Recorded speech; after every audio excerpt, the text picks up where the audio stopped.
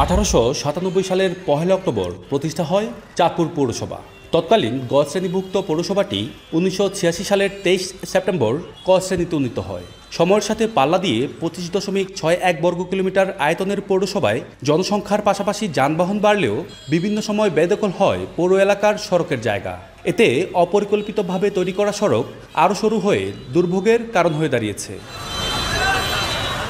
বিভিন্ন সময়ে দখল হওয়া সড়কের জায়গা পুনরুদ্ধারের পাশাপাশি অলিগলির রাস্তা চড়া করায় বদলে যাচ্ছে পৌরসভার চিত্র। বিগত পৌর মেয়রের আমলে কিছু কাজ করা হলেও বর্তমান মেয়র দায়িত্ব নেওয়ার পর গতি বাড়ে কাজে। আমরা যেটি উদ্যোগ নিচ্ছি যে মূল শহরের মধ্যে যে গুরুত্বপূর্ণ পয়েন্টগুলো আছে সেখানে আমরা সিএনজি, ইজি বাইক এবং রিক্সার জন্য আলাদা স্ট্যান্ডের জায়গা ব্যবস্থাটা আমরা করছি। আমরা আশা করছি হয়তো 5-6 মাসের মধ্যে কিছু নির্ধারিত পয়েন্টে আমরা সেরকম ব্যবস্থাটা করতে পারবো। এটি শহরের তালতলা এলাকার রোডের চিত্র।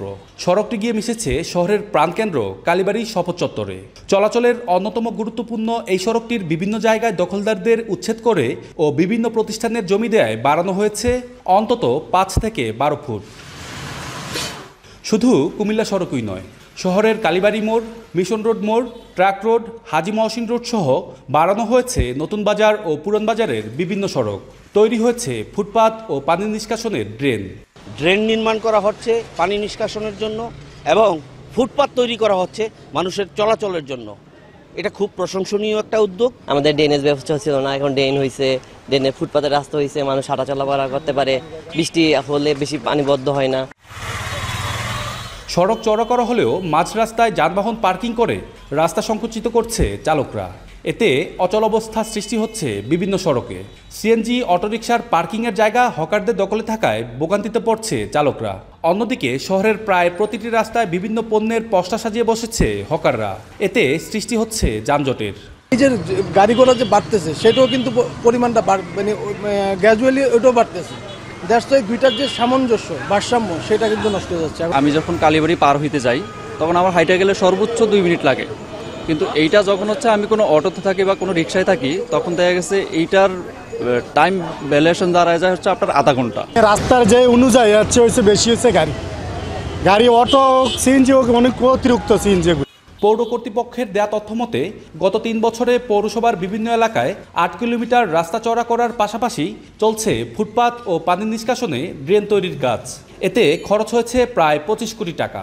চাঁদপুরে কিন্তু কোনো পার্কিং করার মতো আসলে সেই রকম কোনো মার্কেট প্লেসগুলোর সামনে সেই রকম কোনো জায়গা না থাকার কারণে অনেক সময় দেখা যাচ্ছে যে যাত্রীকে নামায় দিয়ে আবার ওইখান থেকে যাত্রী নিয়ে যেতে হচ্ছে, তার ফলেও কিন্তু রাস্তায় জ্যাম তৈরি হচ্ছে।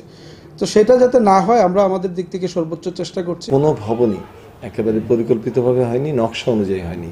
সে কারণে একটা সুযোগ ছিল গত 15 বছরে যে রাস্তাঘাট যেভাবে সরু সেগুলো প্রশস্ত করার সুযোগ ছিল। যখন নতুন ভবন হবে আইন কানুন মেনে যদি করা হতো নির্মাণ বিধি অনুযায়ী তাহলে সড়কগুলো প্রশস্ত হতো।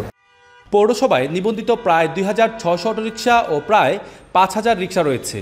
এছাড়াও নিবন্ধিত 8200 সিএনজি চালিত অটোরিকশা ছাড়াও অবৈধ বাহনের সংখ্যাও রয়েছে কয়েক হাজার। অবৈধ এসব যানবাহন চলাচলে লাগাম টানা গেলে যানজট অনেকটাই কমবে বলছেন স্থানীয়রা। তালহা জুবায়ের, এখন, চাঁদপুর।